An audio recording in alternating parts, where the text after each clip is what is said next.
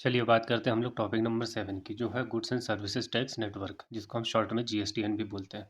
देखिए, जितना भी हम लोगों का जीएसटी का काम है वो सारा का सारा ऑनलाइन हो चुका है। चाहे वो जीएसटी पोर्टल को मेंटेन करना हो, चाहे वो ई वे बिल का पोर्टल मेंटेन करना हो, ऐसी बहुत सारी वेबसाइट्स हैं। उसको मेंटेन करने के लिए हमें एक आईटी इंफ्रास्ट्रक्चर चाहिए होता है, और उस आईटी इंफ्रास्ट्रक्चर को मैनेज करने के लिए जीएसटीएन को बनाया गया है। ये एक ऑर्गेनाइजेशन है जिसके बारे में हम देखते हैं। GSTN is a non profit organisation. ये प्रॉफिट ओरिएंटेड ऑर्गेनाइजेशन नहीं है, पहली बात। और ये नॉन गवर्नमेंट ऑर्गेनाइजेशन है। मतलब ये कि गवर्नमेंट का कुछ स्टेक है, but majority of the stake is held by private entities, formed to provide the IT backbone to the government relating to the GST laws. देखिए, जितना भी जीएसटी का काम हम लोगों का ऑलरेडी ऑनलाइन हो चुका है, ठीक है।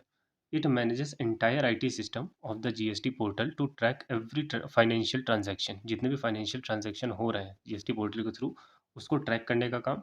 Providing services of registration, registration मतलब जीएसटी रजिस्ट्रेशन का, टू फाइलिंग टैक्सेस, रजिस्ट्रेशन से लेके टैक्स फाइलिंग तक, and maintaining all the tax details. सारा का सारा काम इस पोर्टल पे होता है, और इस पोर्टल को मेंटेन करता है जीएसटीएन।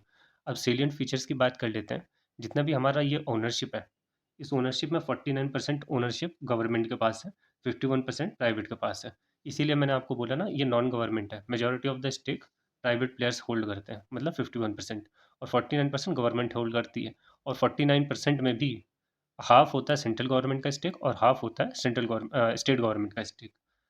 उसके बाद बात कर लेते हैं ग्रांट की। ग्रांट मतलब कि जब कोई गवर्नमेंट पैसे देती है किसी फंक्शन को करने के लिए, या किसी चीज़ को करने के लिए, तो उसको ग्रांट बोला जाता है। जैसे कि अभी आप गवर्नमेंट जिस चीज़ को प्रमोट करना चाहती है ना, उसके लिए ग्रांट देती है। जैसे कि मान लेते हैं अभी ईवीज़ को गवर्नमेंट प्रमोट कर रही है, तो उसपे सब्सिडी दे रही है। कुछ-कुछ जगहों पे जो प्लांट लग रहे हैं उनके लिए ग्रांट भी दिया जा रहा है। तो ये मान सकते हो गवर्नमेंट की तरफ से कुछ पैसे डिसबर्स किए जाते हैं। तो ग्रांट जो अप्रूव हुआ था वो एक नॉन रिकरिंग ग्रांट था। नॉन रिकरिंग मतलब कि एक टाइम देते हैं उसको। रिकरिंग होता है बार-बार देना। नॉन रिकरिंग मतलब कि one time payment of 315 crores.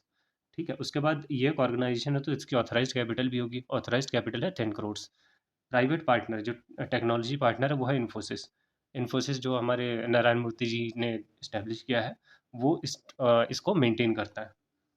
Trusted National Information Utility (GSTN) is a trusted NIU providing reliable and efficient, robust IT backbone for smooth functioning of the GST।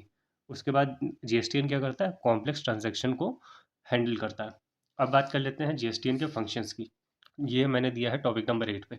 देखिए, ये जो क्वेश्चन है जीएसटीएन के ऊपर, ये आपके एग्जामिनेशन में as it is direct question आता है। तो मैंने वो जो फर्स्ट पेज मैंने आपको दिखाया वो, प्लस ये जो पेज मैं आपको दिखा रहा हूँ, आपको सिर्फ इतना लिख के आना है। इसके अलावा आप ज़्यादा लिखने की ज़रूरत नहीं है। डायरेक्ट क्वेश्चन आएगा छोटा सा। ठीक है?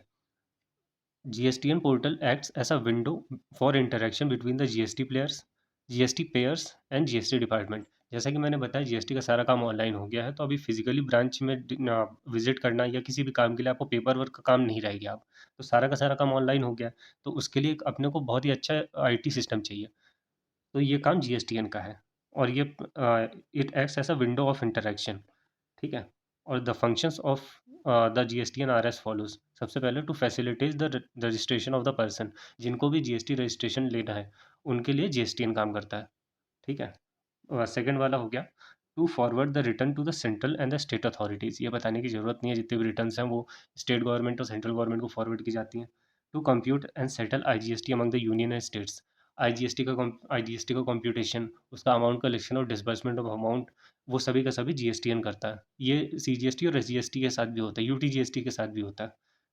ठीक है? Point number 4, facilitate the matching of tax payment details with the banking network. Point number 5, to provide various MIS report. MIS मतलब कि मैनेजमेंट इन्फॉर्मेशन सिस्टम रिपोर्ट्स। ये मतलब टॉप लेवल मैनेजमेंट रिपोर्ट्स होती हैं। To control to central and state government based on the tax payers returns information. जितना भी tax payer का return, जो भी टैक्स पेयर होता है, वो अपने रिटर्न्स फाइल करता है, उसकी इन्फॉर्मेशन के बेस पे एमआईएस रिपोर्ट्स बनाई जाती हैं, और उन्हें रिस्पेक्टिव सेंट्रल गवर्नमेंट और स्टेट गवर्नमेंट को दिया जाता है।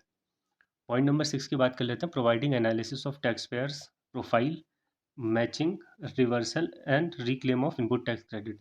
जो भी टैक्स पेयर की प्रोफाइल है उसको एनालाइज किया जाता है। जो इनपुट टैक्स क्रेडिट लिया गया है उसकी मैचिंग की जाती है।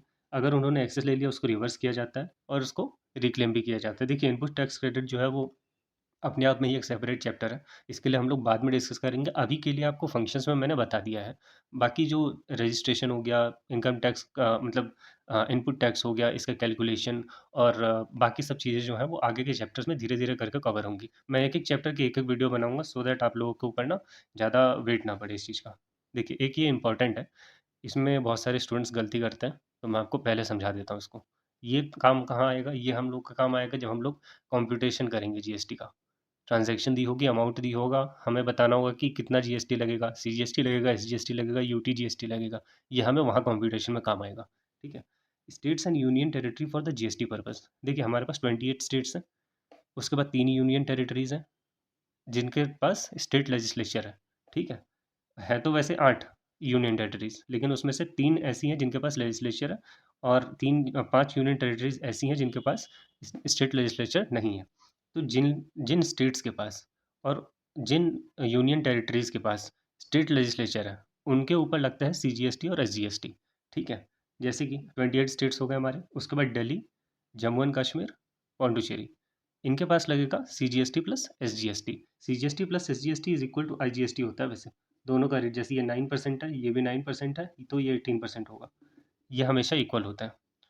अब बात कर लेते हैं 5 यूनियन टेरिटरीज़ विदाउट लेजिस्लेचर। इसके लिए मैंने शॉर्ट फॉर्म बनाया है ऑल सीडी। ए मतलब अंडमान एंड निकोबार, एल मतलब लक्षद्वीप, फिर एल मतलब लद्दाख, फिर उसके बाद चंडीगढ़, उसके बाद Dadra and Nagar Haveli and Daman and Diu. अगर इनमें कोई ट्रांजैक्शन होगा तो उसमें क्या चार्ज होगा? CGST and UTGST. यहाँ पे एसजीएसटी चार्ज होता था, एसजीएसटी को रिप्लेस करके यूटीजीएसटी चार्ज होगा। और जितने भी इंटर स्टेट ट्रांजैक्शंस होते हैं उन पे चार्ज होता है आईजीएसटी, ठीक है? अब बात कर लेते हैं स्पेशल कैटेगरी स्टेट्स की। देखिए स्पेशल कैटेगरी स्टेट्स को ऐसे कुछ स्टेट्स हैं जिनको बहुत ज़्यादा बेनिफिट और प्रमोशन दिया गया है। इनका काम जैसे कि हम लोग रजिस्ट्रेशन में देखेंगे इनकी लिमिट्स भी कम रहती हैं। इनको कई-कई जगह पे स्पेशल ट्रीटमेंट मिल रहा है और ये स्टेट्स का हमें नाम याद रखना पड़ेगा क्योंकि जब ट्रांज़ैक्शन हम लोग कैलकुलेट करेंगे किसी ट्रांज़ैक्शन का जीएसटी कैलकुलेट करेंगे तो उसके लिए हमें स्पेशल कैटेगरी स्टेट्स का पता होना चाहिए। इनमें कहीं ट्रांज़ैक्शन हो रहा है या नहीं हो रहा, उसके हिसाब से इनका ट्रीटमेंट अलग होता है। ठीक है? तो हमें याद रखना पड़ेगा। इसके लिए ये कोड मैंने बनाया हुआ है, इसको याद कर लीजिएगा। एन से नागालैंड होता है, असम, सिक्किम, त्रिपुरा, हिमाचल प्रदेश, मणिपुर, मिज़ोरम, मेघालय, अरुणाचल प्रदेश, उत्तराखंड एंड जम्मू एंड कश्मीर। तो ये 11 स्पेशल कैटेगरी स्टेट्स होते हैं। ये मैं आपको दोबारा से रजिस्ट्रेशन वाले चैप्टर में दोबारा से याद दिलाऊँगा, क्योंकि इनके ऊपर ना जीएसटी की जो रजिस्ट्रेशन की लिमिट रहती है, इनकी कम रहती है। तो हमें इसको याद रखना पड़ेगा। नेक्स्ट चैप्टर में हम लोग इसको दोबारा से डिटेल में देखेंगे। अब एग्ज़ाम्पल्स की बात कर लेते हैं, जो मैंने आपसे थोड़ी देर पहले इसके बारे में डिस्कस किया ना ये वाला, सीजीएसटी, एसजीएसटी, उसके बाद सीजीएसटी, यूटीजीएसटी और फिर आईजीएसटी वाला, यहाँ पे अभी डिस्कस किया था। अब उसका एग्ज़ाम्पल देख लेते हैं। देखिए अगर हम एग्जांपल नंबर 1 की बात करते हैं, local intra state supply. Intra state supply मतलब क्या होता है? इंट्रा मतलब एक ही स्टेट के अंदर। जैसे मैं दिल्ली में हूँ, मैंने दिल्ली में ही सप्लाई किया, या आप कहीं राजस्थान में हो, राजस्थान में ही सप्लाई किया। उसी स्टेट के अंदर अगर आप सप्लाई करते हो तो वो होता है इंट्रा स्टेट सप्लाई। तो local intra state supply in Delhi, 40,000 रुपये की सप्लाई की। अब इसमें जीएसटी कौन सा लगेगा? क्योंकि दिल्ली में मैंने सप्लाई की है और दिल्ली हमारे पास कहाँ पे आता है? ये आ गया 28 स्टेट्स, 3 यूनियन टेरिटरीज, लेजिस्लेचर वाले, दिल्ली में लेजिस्लेशन है, स्टेट लेजिस्लेशन है अपना, तो यहाँ पे दिल्ली आ गया। तो हमारे पास आएगा C G S T plus S G S T. तो C G S T plus S G S T लगेगा 99% के रेट से। यह हाइपोथेटिकल रेट है जो मैंने अभी लिया हुआ है, ठीक है? उसके बाद हम लोग पॉइंट नंबर 2 की बात कर लेते हैं, local inter state supply in Punjab for rupees 60,000। Punjab में कोई स्पेशल इसका रेलेवेंस है नहीं, नॉर्मल से स्टेट है, तो ये आ जाएगा 28 स्टेट्स में। 28 स्टेट्स में क्या लगेगा? C G S T plus S G S T. तो यहाँ पे C G S T plus S G S T 60,000 पे 99% लगेगा, तो 5400 आपका सी जी एस टी आएगा, 5400 एस जी एस टी आएगा। सी जी एस टी का अमाउंट जाएगा सेंट्रल गवर्नमेंट के पास, एस जी एस टी का अमाउंट जाएगा स्टेट गवर्नमेंट के पास।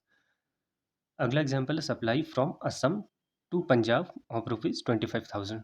अब देखिए असम में जैसा मैंने अभी बताया, एक तो स्पेशल कैटेगरी स्टेट है, यहाँ पे स्पेशल कैटेगरी स्टेट का कोई मतलब नहीं है क्योंकि हम तो सिर्फ जीएसटी कैलकुलेट कर रहे हैं। और पंजाब में, अब जब ये एक स्टेट से दूसरे स्टेट में सप्लाई होता है तो हमारा आईजीएसटी लगता है, ठीक है? तो ये आईजीएसटी लगेगा 25,000 पे 18%। कितना हो जाएगा? 4,500 रुपीज़ का आईजीएसटी पे करना पड़ेगा, जिसका रेवेन्यू जाएगा सेंट्रल गवर्नमेंट के पास। फिर हम लोग देखते हैं supply from Delhi to Goa for rupees 30,000। इसमें भी इंटरस्टेट सप्लाई है, ये वाला भी इंटरस्टेट सप्लाई था, ये वाला भी इंटरस्टेट सप्लाई है। इंटरस्टेट सप्लाई मतलब आईजीएसटी लगेगा। और वैसे भी आपको मैं बता दूँ, मैं अगले चैप्टर में बताऊँगा ये वैसे तो, जीएसटी जो होता है ना डेस्टिनेशन बेस्ड टैक्स होता है। डेस्टिनेशन बेस्ड टैक्स का मतलब होता है कि जिस स्टेट के अंदर आप अपने गुड्स और सर्विसेज़ को दे रहे हैं, जहाँ पर वो कंज़्यूम हो रहा है, उसका रेवेन्यू जो आपके सर्विसेज़ का रेवेन्यू है, वो कंज़म्पशन वाले स्टेट को जाता है या डेस्टिनेशन स्टेट को जाता है। ठीक है? ये हम लोग अगले बार में डिस्कस करेंगे। पॉइंट नंबर 5 की बात करें, supply from Delhi to Pondicherry of rupees 50,000। हालाँकि पुडुचेरी में हम लोगों ने देखा था, दिल्ली और पुडुचेरी कौन-सा था? ये वाले में, दोनों में सीजीएसटी प्लस एसजीएसटी कितना लगेगा? 99% पे, हाइपोथेटिकल रेट मैंने लिया था। लेकिन दिल्ली टू पुडुचेरी आपको लग रहा होगा 99% लगेगा, लेकिन 99% नहीं लगेगा। क्यों? क्योंकि ये इंटर स्टेट ट्रांज़ैक्शन है, इंटर स्टेट नहीं है। जैसे ये वाला एक स्टेट से दूसरे स्टेट में जा रहा था, एक स्टेट से दूसरे स्टेट में जा रहा था, वैसे ये भी एक स्टेट से दूसरे स्टेट में जा रहा है। सेम स्टेट में नहीं है, देख रहे हो आप? अगर मैं दिल्ली का ही दिल्ली में कर रहा होता, पंजाब का पंजाब में कर रहा होता, या यहाँ पे दिल्ली में या पुडुचेरी में ही ट्रांजैक्शन कर रहा होता, तब मेरा क्या कहते हैं, सीजीएसटी और एसजीएसटी लगता। अभी हमारे इसमें लगेगा आईजीएसटी, क्योंकि ये हो जाएगा इंटर स्टेट ट्रांजैक्शन। 18% के रेट से 50,000 पे जो हो जाएगा 90,000। ये वाला थोड़ा सा इंटरेस्टिंग है। Local supply in Chandigarh. अब चंडीगढ़ आपको याद होगा, मैंने अभी बताया ऑल सीडी में आता है। दिखाता हूँ मैं दोबारा से। ये रहा ऑल सीडी में, सी फॉर चंडीगढ़ यहाँ पे आ रहा है। और इसमें क्या लगेगा? सीजीएसटी और यूटीजीएसटी, अगर इंटर स्टेट सेल है तब। इंटर स्टेट रहेगा तब तो आईजीएसटी लगेगा, हमारा फिक्स है। इंटर स्टेट रहेगा सीजीएसटी और यूटीजीएसटी। ये देखो, लोकल सप्लाई, लोकल मतलब अपने ही स्टेट में सप्लाई है, और स्टेट कौन सा है? चंडीगढ़। यूनियन टेरेटरी कौन सी है? चंडीगढ़। 20,000 रुपीज़ का है। जीएसटी कौन सा लगेगा? एक तो लगेगा सीजीएसटी हमारा, जो सेंट्रल गवर्नमेंट के पास जाएगा, और दूसरा लगेगा यूटीजीएसटी। 99%, 20,000 का 99% इज इक्वल टू 18,000, 1,800 रुपीज़। ठीक है? आई होप आपको ये समझ में आ गया होगा। अगर ये नहीं समझ में आया या कहीं पे कोई भी डाउट आ रहा है आपको, प्लीज़ आप लोग टेलीग्राम चैनल पे भी पूछ सकते हो, और कमेंट सेक्शन में लिख के बता देना, मैं आप लोगों को डाउट क्लियर कर दूँगा। उसके बाद हम लोग बात करते हैं। चलिए, ये वाला जो बेसिक हम लोगों का था वो कंप्लीट हो चुका है। एक छोटा-सा फ्लो चार्ट बनता है कि जीएसटी 2000 से शुरू हुआ, फिर उसके बाद कैसे 2007 में क्या हुआ, 2010 में क्या हुआ, 2014 में क्या हुआ, फिर कैसे-कैसे लोकसभा, राज्यसभा में पास होने के बाद फर्स्ट जीएसटी काउंसिल की मीटिंग हुई। उसका एक फ्लो चार्ट है। हालाँकि वो एग्ज़ाम के लिए इम्पोर्टेंट नहीं है, तो हम लोग वो डिस्कस नहीं करेंगे। अ, वो एग्ज़ाम में पूछा भी नहीं जाता, बस आपकी नॉलेज के लिए रहता है। तो ये वाला पार्ट हम लोगों ने यहाँ तक कंप्लीट कर लिया, तो मैं उस टॉपिक को स्किप कर रहा हूँ, और अगले टॉपिक हम लोग शुरू करने वाले हैं रजिस्ट्रेशन। ठीक है? यहीं से आप लोगों का असली जीएसटी शुरू होने वाला है, जीएसटी में रजिस्ट्रेशन से। उसके बाद आप लोगों का इनपुट टैक्स क्रेडिट, किस पे टैक्स लगता है, किस पे नहीं लगता है, रिवर्स चार्ज, और क्या कहते हैं, और भी बाकी चीज़ें हैं जो हम लोग धीरे-धीरे करके देखेंगे, ई-वे बिल वगैरह बहुत सारा। तो अब से क्लासेस जो रहेंगी वो एकदम स्ट्रिक्टली ऐसी रहेंगी कि अगर आपने एक भी क्लास मिस करी तो आपको जीएसटी में बहुत दिक्कत आने वाली है, समझ में नहीं आएगा अगर आपने क्लासेस मिस की हैं तो। तो अभी से आप लोग क्लासेस को रेगुलर देखना शुरू कर देना। चलिए, मिलते हैं हम लोग नेक्स्ट क्लास में। Thank you so much.